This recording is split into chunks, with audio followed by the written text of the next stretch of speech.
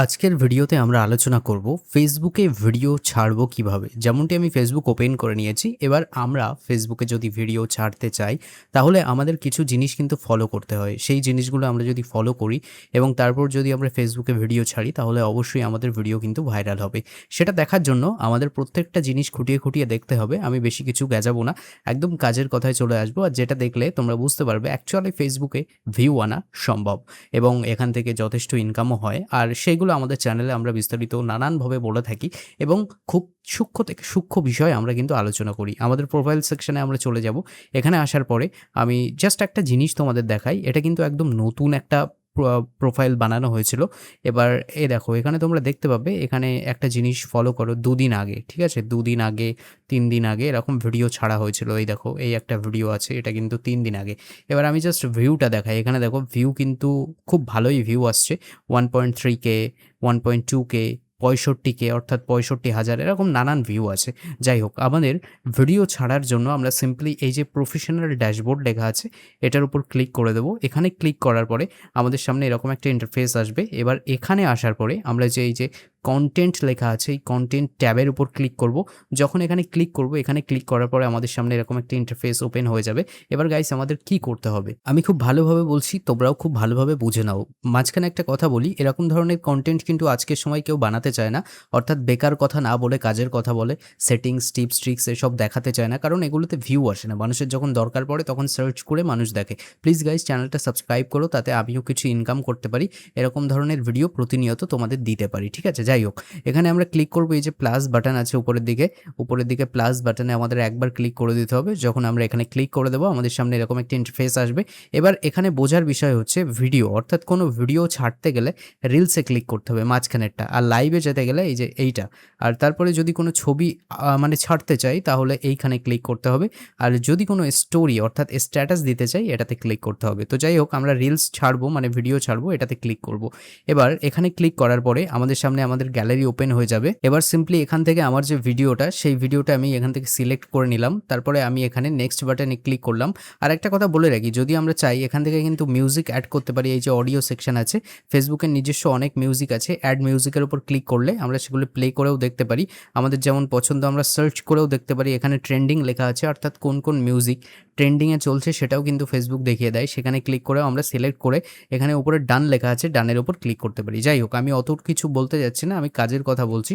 তো এখানে আমরা সিম্পলি এটার উপর ক্লিক করে আমরা জাস্ট নেক্সট বাটনে ক্লিক করব, কারণ আমাদের এখানে সেট আপ হয়ে গেছে। এবার নেক্সট বাটনে ক্লিক করলে তারপরে এখান থেকে এই যে সেকশনটা আছে এই সেকশনে আমাদের একটা ক্লিক করতে হবে। এখানে ক্লিক করে আমরা একটা ছবি দেব, অর্থাৎ আমাদের রিলসের সামনে যে ছবিটা থাকবে সেই ছবিটা আমরা এখান থেকে দিয়ে দেব। সেই ছবিটা এখান থেকে দেওয়ার সময় আমাদের এইভাবে এখান থেকে সিলেক্ট করে নিতে হয় কোন ছবিটা আমরা এখানে দিতে চাই। তো যাই হোক, আমি এখান থেকে একটা ছবি দিয়ে দিচ্ছি। আর আমি একটা কথা বলি, এই যে প্রোফাইলটা দেখাচ্ছে এটা কিন্তু আমার প্রোফাইল নয়, এটা আমার মানে ফ্যামিলির একজনের প্রোফাইল। তো যাই হোক, এখান থেকে আমি এটাকে সিলেক্ট করে নিচ্ছি। অ্যান্ড দেন এখান থেকে একটা ছবি যখন আমরা চুজ করে নেব তারপরে আমাদের সামনে এটা কিন্তু চেঞ্জেস হয়ে যাবে। আমি জাস্ট তোমাদের দেখাই এটা কিভাবে তোমরা করবে আর সেটা তোমরা বুঝে নাও। আর আশা করি এটা অনেক কাজে দেবে। এই ছবি চুজ করাটা অনেক জরুরি, কারণ এটার জন্যই কিন্তু ভিউ এনে দেয় ভিডিওতে। যথেষ্ট পরিমাণ ভিউ এই ছবির কারণেই চলে আসে, ঠিক আছে? এই ছবিটার উপর দেখে মানুষ কিন্তু ক্লিক করে, তারপরেই ভিউটা আসা সম্ভব হয়। যাই হোক, এটা আমি সিলেক্ট করলাম। এখন ভিডিওটা লম্বা করতে চাই না।